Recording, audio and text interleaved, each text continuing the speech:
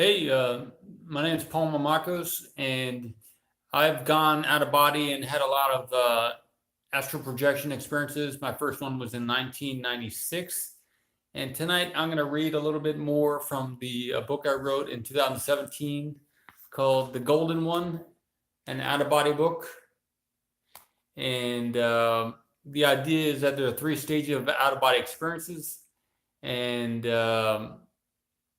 so I'm going to talk about that. I'm going to post on Reddit a few things, and then I'll get started. So I'm just letting some other people know that I'm going online right now.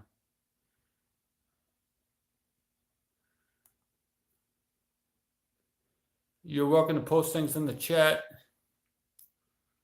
and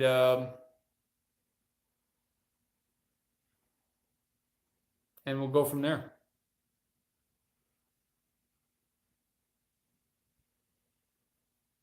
So tonight, what's different about tonight is I'm using my phone to live stream, whereas in the past I've been using my iPad, but I've been having some issues with my iPad. So I'm just using my phone, and it appears to be going past the 1 minute mark. On the iPad, I was having some issues at the 1 minute mark. It would stop on the live stream. So if you have any questions, you can post them. I'll be looking while I talk. And if you have any questions about anything relating to out-of-body experiences or, sleep paralysis. So, okay. So, chapter 7. The last week was chapter 6, which was overlapping awareness. And so chapter 7 is about it's about receiving a message and knowing everything. And what I'm reading to now is really a transcription of some videos I did in 2017 and 18, just 2016 and 17, which I made into this book here. All right, so chapter 17. I want to share a couple more experiences that are different from some of the other stuff I've talked about thus far.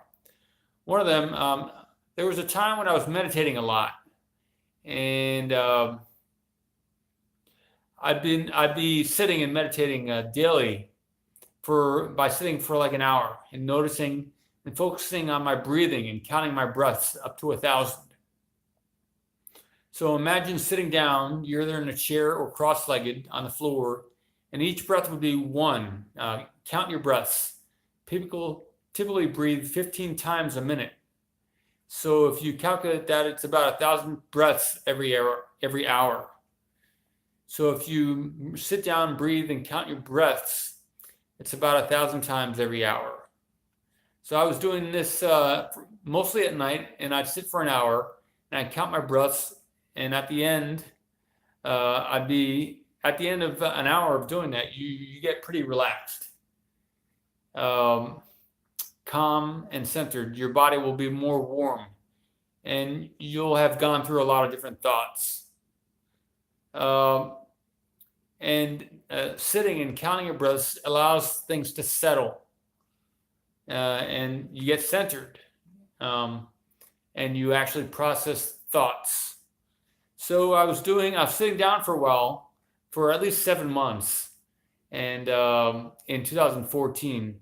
And one time I was sitting down and I had an idea to call somebody and give them a message. And it turned out that the next day, one of their relatives died. So, you can tap into thoughts that are meaningful for people, and then give them a message, and it can help them through big events in their life. Another time,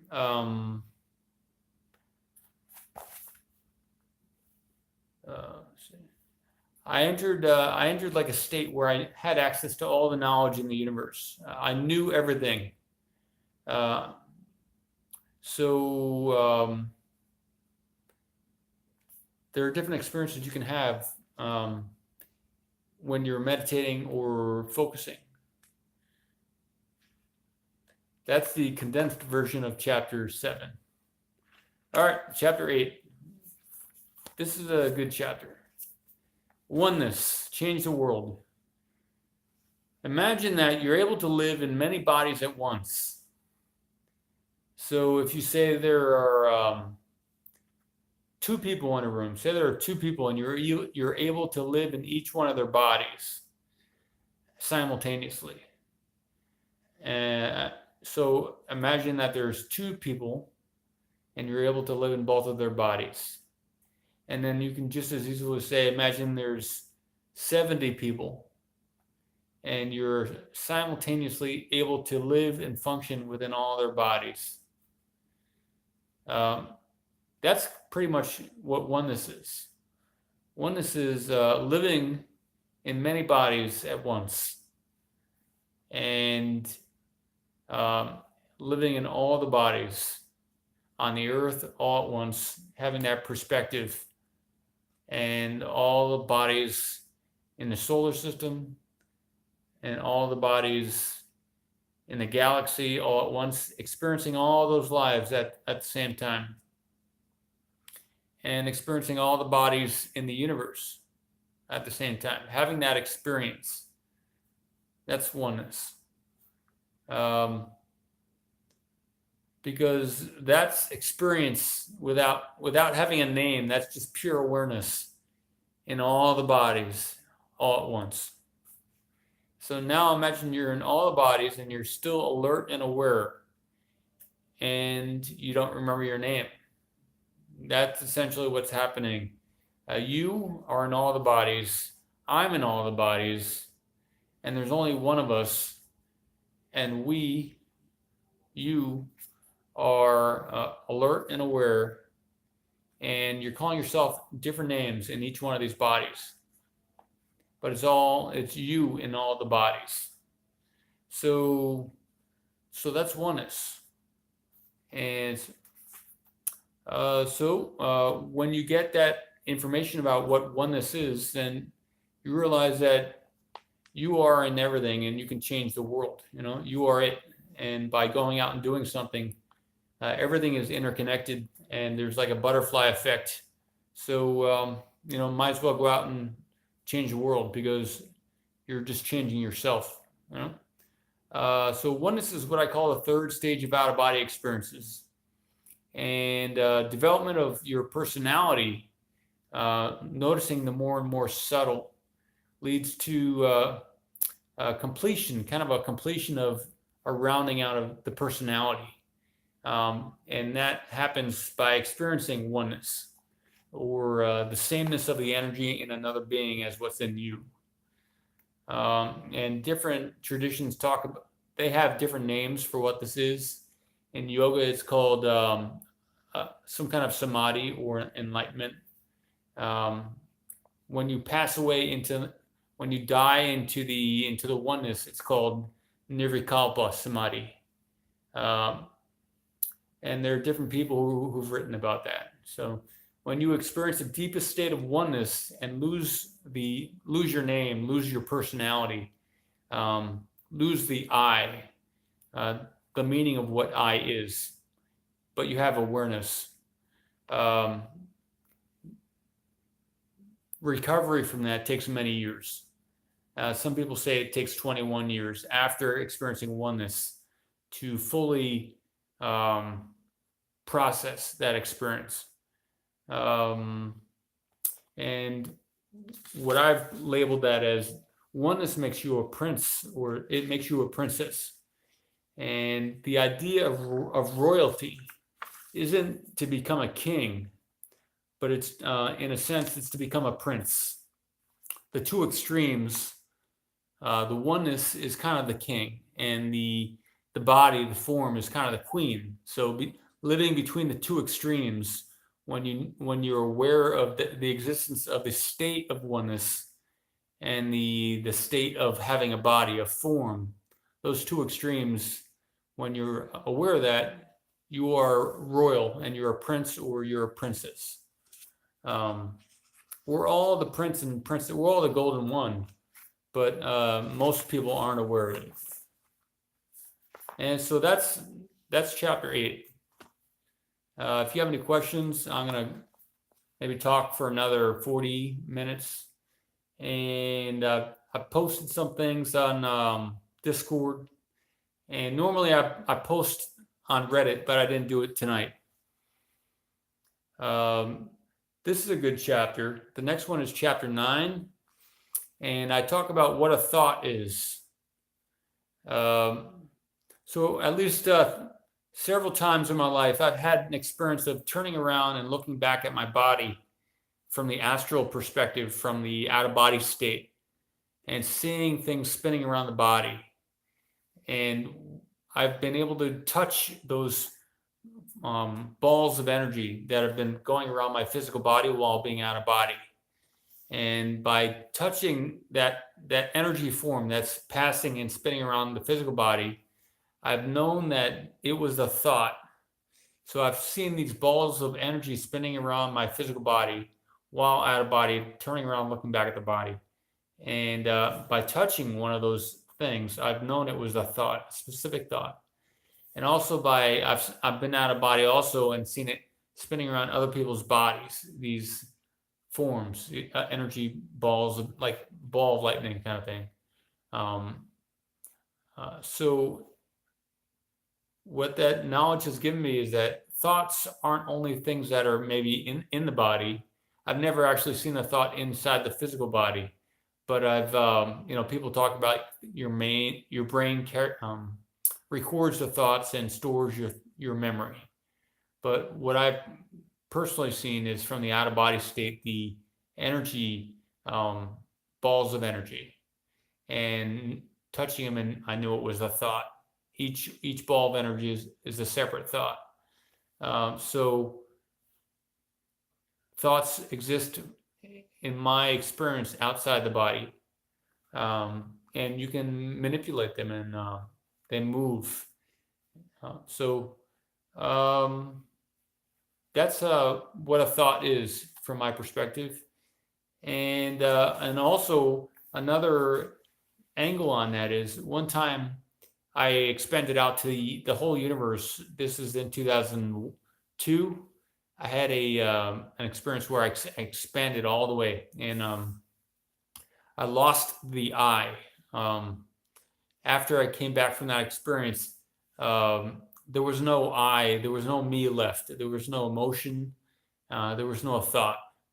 So what I think happened is that by going to the extreme of oneness, what was my personality and what was my mind got stretched so far that and I embraced everything. And the one, any thoughts that were spinning around or associated with my energy body were kind of like blasted. And so when I got back from that, there was no I. So that's another perspective of things you can do that influence your thoughts. In Vipassana, this is maybe a fourth experience with thought. It's a 10-day. A lot of times there's 10-day Vipassana or sitting retreats where you sit for like 10 hours a day, and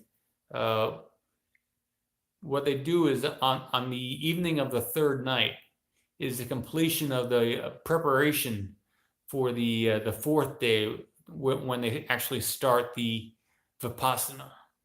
And my thought around that is that the first 3 days of sitting is to still the thought forms that are spinning around your physical body in such a so that on the fourth day, all these energies that are spinning around your body are still, and you can finally begin to move energy and sense energy around and through your body, and have an effect by doing that. Whereas before, in the first 3 days, there was just too many thoughts spinning, and too much energy were any effort that you put forward wouldn't have been successful. But after you're able to still the thoughts, then you can actually do stuff. So that's the end of that chapter. And chapter 9 in the golden one, an out-of-body book. I'll go to chapter 10. See.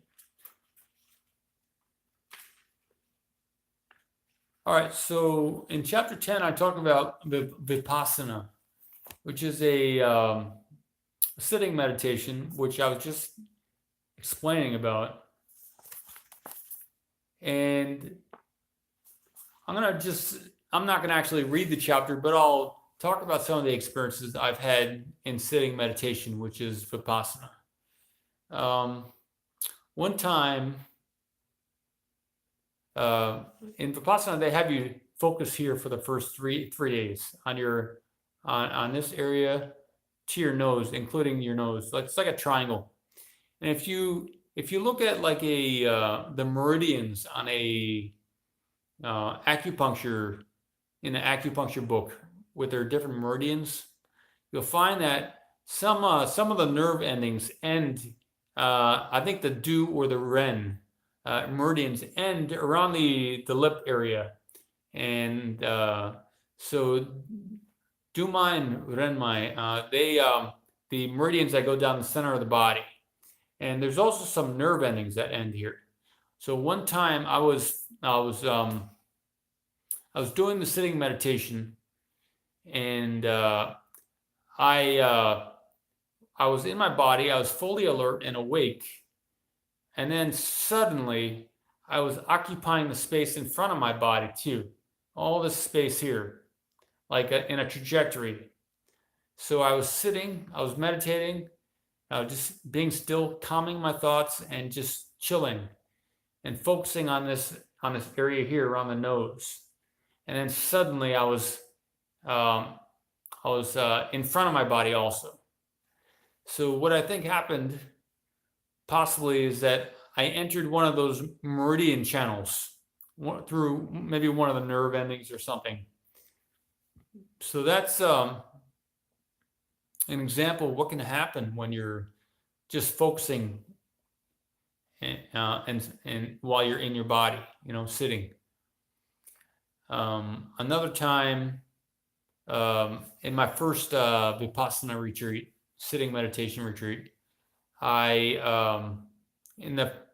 at the end of the third night and the beginning of the fourth day, my calf started to twitch, and that would activate energy throughout my whole body. And it was like I was having an astral or an out-of-body experience while I was sitting in my body. So you don't always have to go out of body to have an out-of-body experience. It's possible to bring your physical body to the point where you can have energetic experiences to such an extent that you're experiencing very focused energy states. You can have very amazing energy experiences while you're in your body. You don't always have to go out of your body. And for my first Vipassana retreat, 10-day meditation retreat in 2014, the energy was extremely powerful. And, I would recommend anyone who watches this video, I recommend that you check it out if you haven't already. There's an organization called Dhamma.org, DHAMMA, Dhamma, DHAMMA.org. And they do a lot of retreats around the world. All right.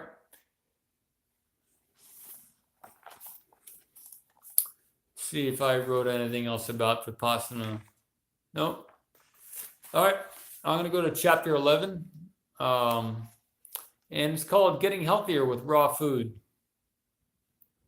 There are many ways of being healthy. Essentially, in my experience, what is taken in, the food you eat, to have an experience of tasting and eating that food, consuming that food, that food consists of spiritual energy. And any food you take in, any energy you take in, will also want to go out, because everything is alive, and food you take in will seek to get out and experience more of its own life too.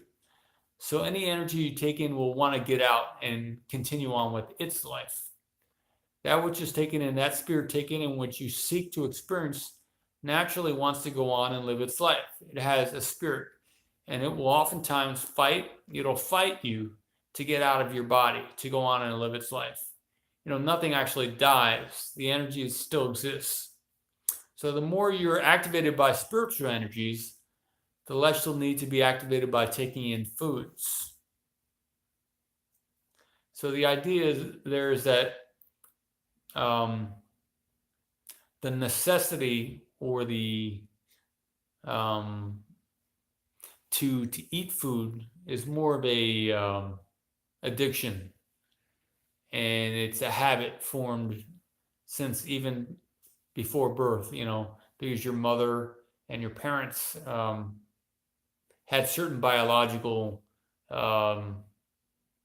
habits that when you were growing up as a baby, you got addicted to it also, and all that stuff. So you can think of it as the amount of food you need is kind of like from 0 to 100%. You might have 2% from your spirit fulfilled by your spirit connection, and the other 90% from physical food, your stimulation, your energy input. You can get it from either one, physical or non-physical, from spiritual or other energies there. So, but you can also have, say, 25% spiritual energy fulfilling your needs, and 75% you can get from your food. And then that can even go all the way up to 98 or 99% energy you get fulfilled from your food. From your spirit. You can get way, way more energy supplied from the spirit side of things. And then in that case, you would only maybe require 2% physical energy from your food. So when we talk about what the body needs, for someone who isn't spiritually aware or spiritually connected in any way, I'm not even talking unconsciously. I'm talking about isn't even energetically connected to their greater self in any significant way. Say less than 2%.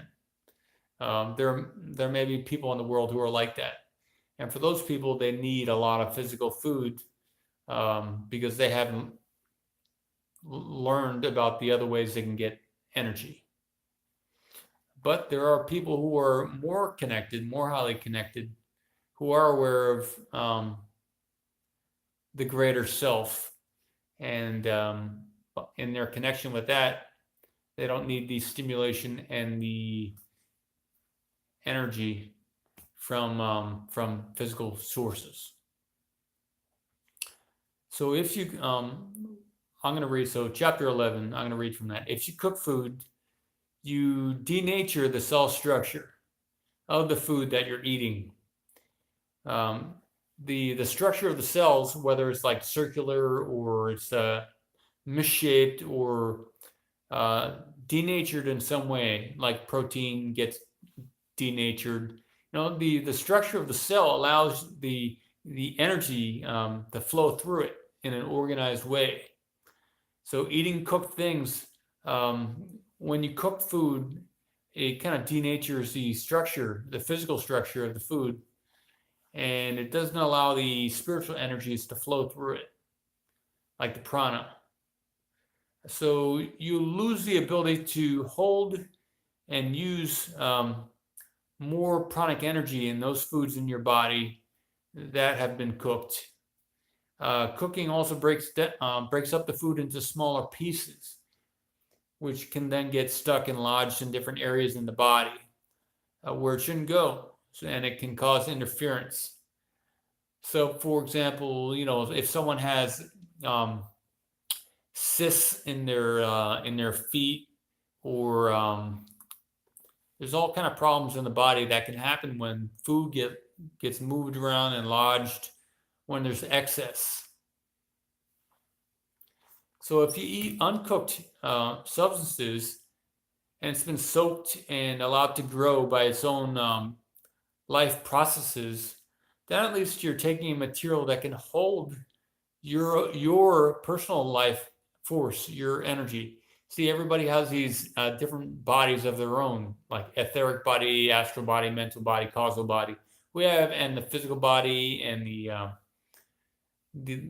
you have many bodies. And when you take in these food substances, if it's a living food that you're eating, like a salad or something that hasn't been cooked, then at least the bodies that you have can flow through that food easily, and could possibly even store your spiritual energy much better than it could store anything that's been cooked. Because the cell structure of the uncooked food hasn't been altered. And so in another sense, if you eat only small amounts of food, then it doesn't matter so much what kind of food you eat, because it can't do that much harm if it's only a small amount of food. Whereas if you eat several plates of food, then it affects your body more because because of the quantity. So if you are going to eat food, cooked food, then the smaller you eat, the less amount of it you eat, the better. But if you're going to eat something raw food, then there are pretty good health benefits compared to cooked foods.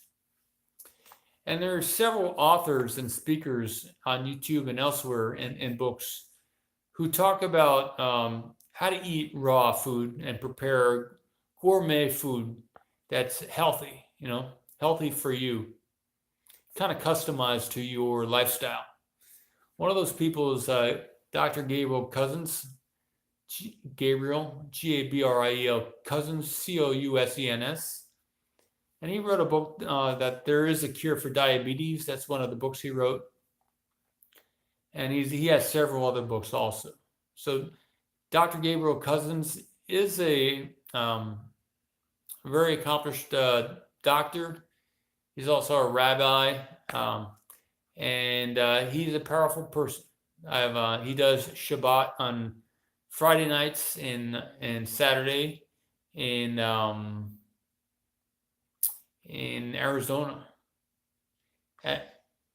And I've been to several of these Shabbats, and he does Shaktipat, and it's a powerful experience. So that's one demonstration of the benefits of living a lifestyle of raw foods and the application of that energy in the Shaktipat. Another person is Aajonus Vonderplanitz. And he talks about how to eat a healthy primal raw diet, which is a diet which includes raw milk, unpasteurized milk, which you can get from farmers, membership clubs.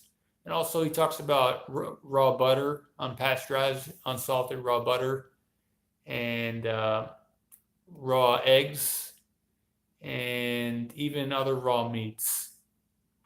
I've done the raw eggs, and I like a lot about what Aajonus talks about in regards to healing the body.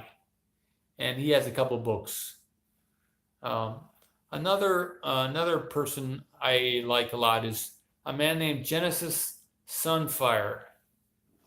Genesis he brings the food aspect to another level, where he talks more about the ability to generate your own water by breathing. The body itself produces around 8 cups of saliva every day. And Genesis talks about the food that may still be in a transitioning body to a liquidarian diet. That food in the body will dehydrate the body. And by exercise and by moving your body, you generate energy and you also clean the body out. So the more you clean that dead food out of the body, the less it dehydrates you and the more energy you have. And what Genesis talks about is going to more of a liquid diet and even more of kind of a fasting thing. But it's not fasting. He talks about it as a liquidarian diet because the body, he says, just by breathing, when you're in somewhat of a humid climate, you'll generate all the fluids you need and you won't need to really take in any other substance as long as you're connected spiritually. Again, that goes back to the kind of a knob, a dial with percentages based on how much spirituality you're tapping into, then the less food and the nourishment you need from outside. And I have some other tips there about cutting out refined sugar from your diet and different effects in the environment.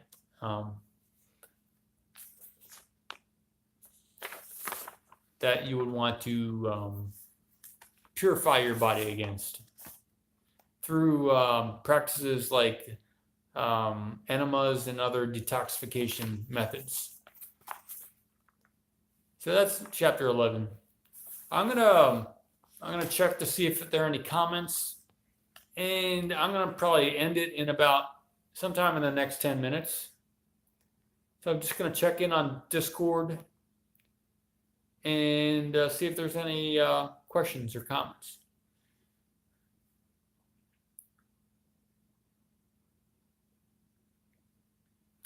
Again, I'm just happy that I was able to live stream tonight because I wasn't able to do this a week ago.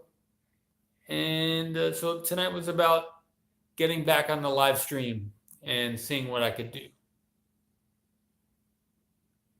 Checking in on the Discord. Okay. All right. Well, have a good week. I'll probably be back next Friday night. All right. Thank you.